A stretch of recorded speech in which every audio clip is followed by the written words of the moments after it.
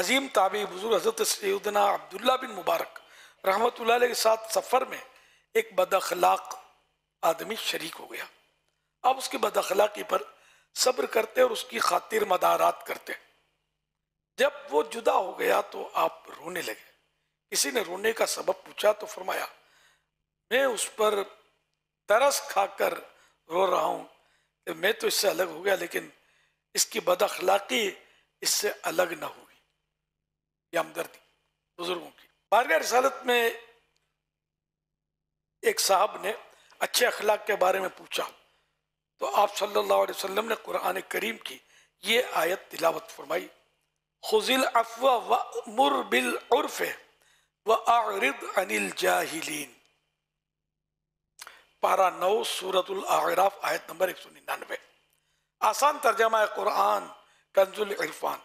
اے حبیب معاف کرنا اختیار کرو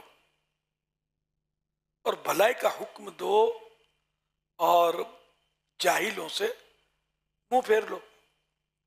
پھر ارشاد فرمایا حسن اخلاق یہ ہے کہ جو تم سے قطع تعلق کرے تم سے تعلق توڑے تم اس سے صلہ رحمی کرو اچھا سلوک کرو اور جو تمہیں محروم کرے تم اسے عطا کرو اور جو تم پر ظلم کرے تم اسے معاف کر دو.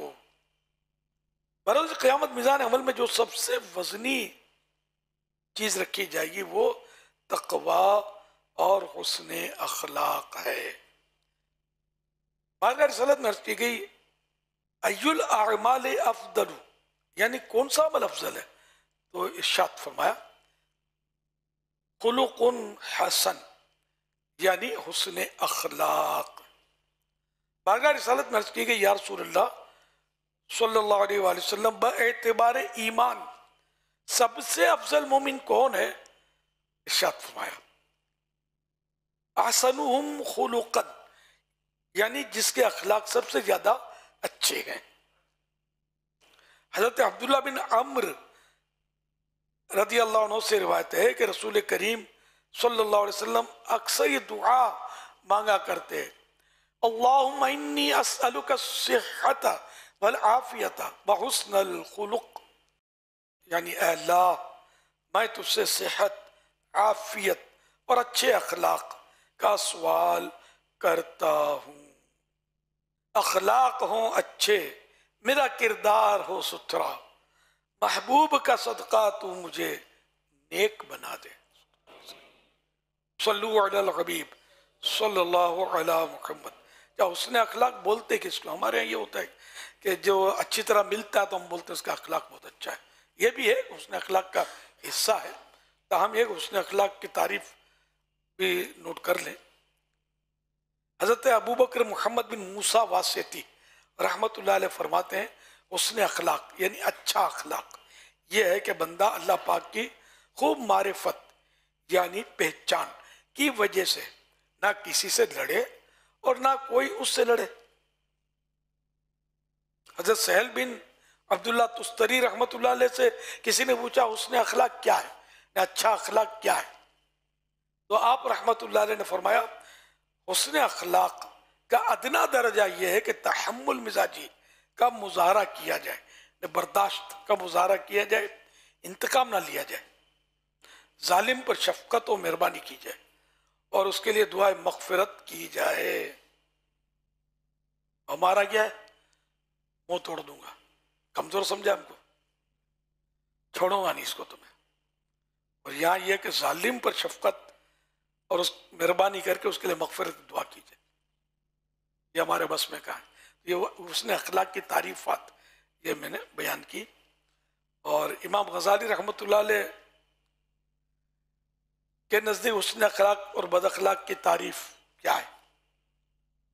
اگر نفس میں موجود وہ کیفیت ایسی ہو کہ اس کے باعث اچھے ایک کام اس طرح ادا ہوں کہ وہ عقلی اور شرعی طور پر پسندیدہ ہوں. عقل بھی اس کو اچھا کہے اور شریعت بھی اس کو اچھا کہے تو اسے حسن اخلاق کہتے ہیں. اور اگر اس سے برے افعال یعنی برے کام اس طرح ادا ہوں کہ وہ عقلی اور شرعی طور پر ناپسندیدہ ہوں، تو اسے بد اخلاقی سے تعبیر کیا جاتا ہے۔ اچھے اخلاق کیسے ملیں، حاصل کیسے ہو؟ یہاں تو غصے سے مطلب تمتماتے رہتے ہیں چہرہ ہمارا، ذرا کو مزاج کے خلاف بات آئی تو بس وہ سارا اخلاق ایک طرف، مطلب ہٹ جاؤ، میں اس کو کچا کچا کھا جاؤں گا۔ حضرت امام محمد بن محمد غزالی رحمۃ اللہ علیہ فرماتے ہیں اچھے اخلاق نفس کو مارنے اور مجاہدے کے ذریعے حاصل کیے جا سکتے ہیں۔ اس کی ابتدا اس طرح ہوتی ہے کہ شروع میں افعال بتکلف، یعنی اب زبردستی کرنے ہوتے ہیں، پھر بالآخر وہ اس کی عادت بن جاتے ہیں۔ اس سے آپ ایک مثال سے سمجھ سکتے ہیں، ایک شخص ہے جو لکھنے میں مہارت چاہتا ہے کہ میں ایکسپرٹ ہو جاؤں لکھنے میں، تو اس کا طریقہ یہ ہے کہ وہ شروع میں اپنے ہاتھ سے مشق کرے، پریکٹس کرے، اور ایک مدت تک کسی اچھے لکھنے والے کی نقل کرتا رہے۔ ہینڈ رائٹنگ اچھی کرنے کا طریقہ یہی ہے کہ جس کی ہینڈ رائٹنگ آپ کو اچھی لگی تو اس کو سامنے رکھ کر اسی کی طرح حروف بنائے جائیں۔ جیسے کاتب لوگ جو کتاب تو کمپوزنگ ہے، کتابت اب بھی ہے لیکن بہت کم ہو گئی ہے، تو کاتب اسی طرح کتابت سیکھتے ہیں کہ سامنے رکھ کے بالکل اسی طرح مطلب اس کو بنانا ہوتا ہے حرف کو۔ تو اس طرح مطلب یہ کہ ایک مدت تک کسی اچھے لکھنے والے کی نقل کرتا رہے، جب وہ مشق پریکٹس شروع کرے گا تو شروع میں اسے پریشانی کا سامنا ہوگا، لیکن آہستہ آہستہ جب وہ پابندی سے مشق کرتا رہے گا تو یہ اس کے نفس میں راسخ ہو جائے گا، مضبوط ہو جائے گا، یہاں تک کہ وہ اچھا لکھنے کا عادی بن جائے گا۔ تو اسی طرح اچھے اخلاق کرنے کے لیے بھی خود کو زبردستی آمادہ کرنا ہوگا۔ جہاں کوئی بھول ہو گئی، غصہ آ گیا، اس کو جھاڑ دیا، گلے پڑ گئے کسی کے تو گالی نکل گئی منہ سے، تو اب جو جہاں جہاں گناہ ہوا وہاں تو توبہ فرض ہے، توبہ کرنی ہے۔ اگر حق تلفی کسی کی ہوئی، کسی کو ڈانٹ دیا تو اب اس کی دل آزاری ہوئی اور یہ ناحق ڈانٹا اس کو، تو اب یہ کہ اس کی توبہ بھی ہوگی اور اس سے معافی بھی مانگنی ہوگی۔ کسی کو گالی نکالا، اب وہ کمزور آدمی ہے بیچارہ، بعض ہوگا تو مسکرا کر چلا جائے گا، لیکن وہ آپ کے شر سے مزید بچنے کے لیے مسکرا رہا ہے، خوشی سے نہیں مسکرا رہا ہے کہ گالیاں مجھے پسند ہے اور گالیاں تو مجھے مزہ آتا ہے، ایسا کچھ بھی نہیں ہے۔